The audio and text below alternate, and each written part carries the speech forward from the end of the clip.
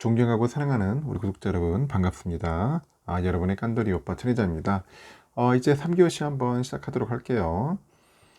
삼성전자 이야기 한번 하면서 또 여러분들의 이야기도 같이 병행하도록 하겠습니다. 들어주시면 되겠어요. 편안하게 들어주시기 바래요.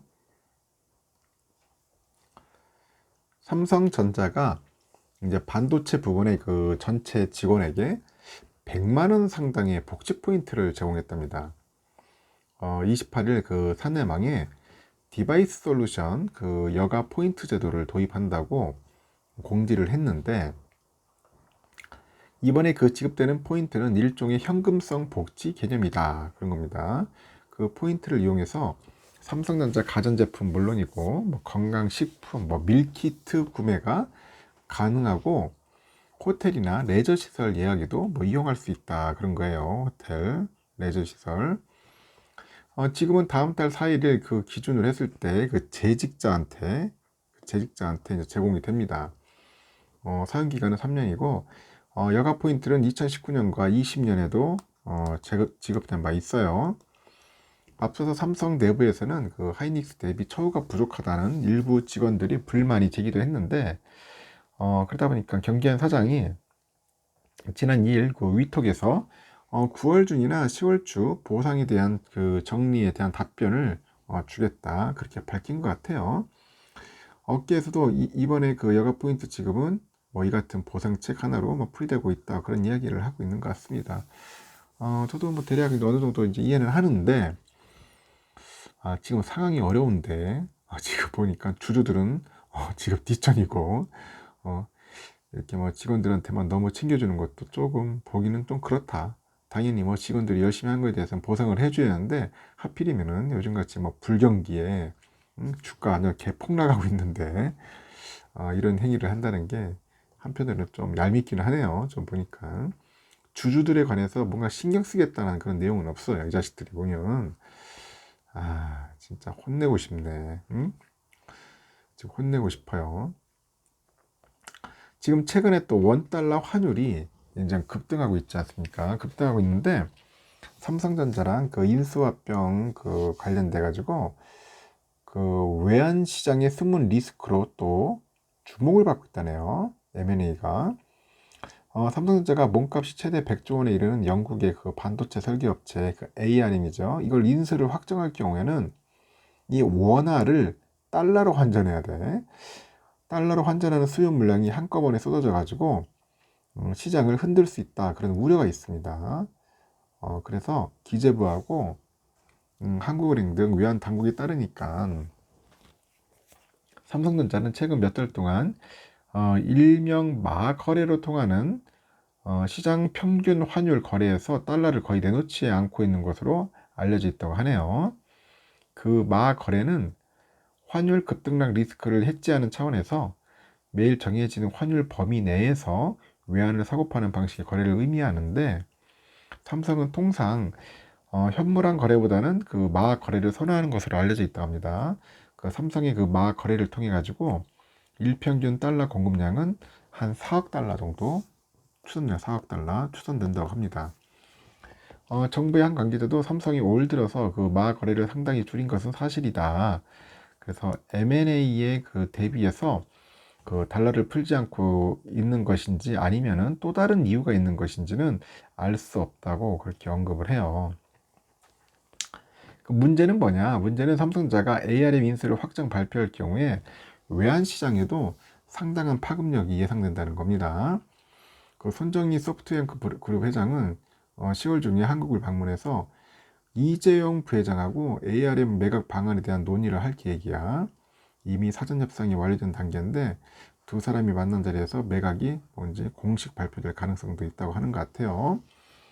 현재 ARM의 몸값이 최소 60조에서 한 최소 100조까지 거론되는 것 같아요. 삼성이 단독 인수가 아닌 그 지분 인수를 통한 전략적 투자자로 나서더라도 최소한 10조 원 이상 투자가 단행될 것으로 전망이 됩니다. 외환당국의 한 관계자가 해외 사업 비중이 큰 삼성전자의 그 특성상 상당한 수준의 달러를 이미 확보하고 있을 것으로 판단한다고 하는데, 거래 규모에 따라서 그 달러 환전 수요가 발생하더라도요, 적절한 대응책을 내놓지 않겠느냐, 그렇게 설명을 하고 있습니다. 그 M&A 업계의 그 정통한 변호사가 해외 딜의 경우에 고시환율에 따라서 은행에서 송금을 해주면은 거래가 완료되는 구조라면서 제2의 금융위기까지 거론되는 특수 상황인데, AR의 민수와 같은 그런 초대형 딜에 대한 경험이 많지 않아서 환 전략을 짜는데 어려움이 있을 것으로 보인다, 그렇게 보는 것 같아요. 시장 일각에서도 투자대금 납입기를 통해서 통상 거래보다 약간 미루는 방식으로 리스크를 해지할 수 있는 전망도 나오고 있고, 시장에서는 또 대우조선해양 매각 과정에 대한 아쉬움의 목소리도 흘러나오더라고요.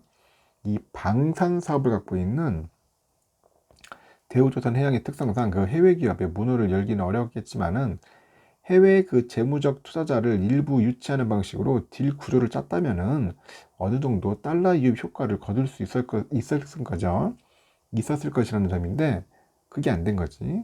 그 투자은행 업계 한계에서도 환율이 어느 선을 넘으면은 시장 전체가 패닉으로 끌려 들어갈 수 있다고 합니다. 그래서 공격적인 그런 정책 대응이 필요하다, 그렇게 지적을 하는 것 같아요.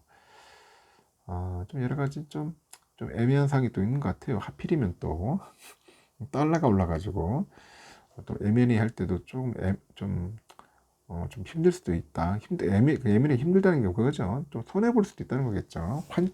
환차선. 하여튼 그런 것들도 고려를 해야 한다는 거죠. 그리고 또 우리 댓글을 보니까 아주 유익한 댓글이면서도 의미 있는 댓글 한번 볼게요. 코스피 12월에서 2월 사이에 1800, 1900까지 보는 사람도 있어. 1800에서 1900까지 보는 기간도 있다. 뭐 다양하죠. 뭐 1600까지 보는 사람도 있고 별의별 다 있어요. 그냥 뭐 누구 말대로 그냥 막 아무나 막 짓거릴 수도 있어요. 아무도 모르니까. 하여튼 그래요. 우리는 매수를 보류하면서 관망하면서 대응하는 것이 필요하다고 생각합니다. 어차피 장기 투자를 위해 삼전에 투자하셨으면 후회할 일은 없을 것 같아요. 마음이 급한 쪽은 단기 투자자분들하고 외인들 기관이지 않습니까? 배당 받으면서 느긋하게 기다리면 우상승하리라 봅니다.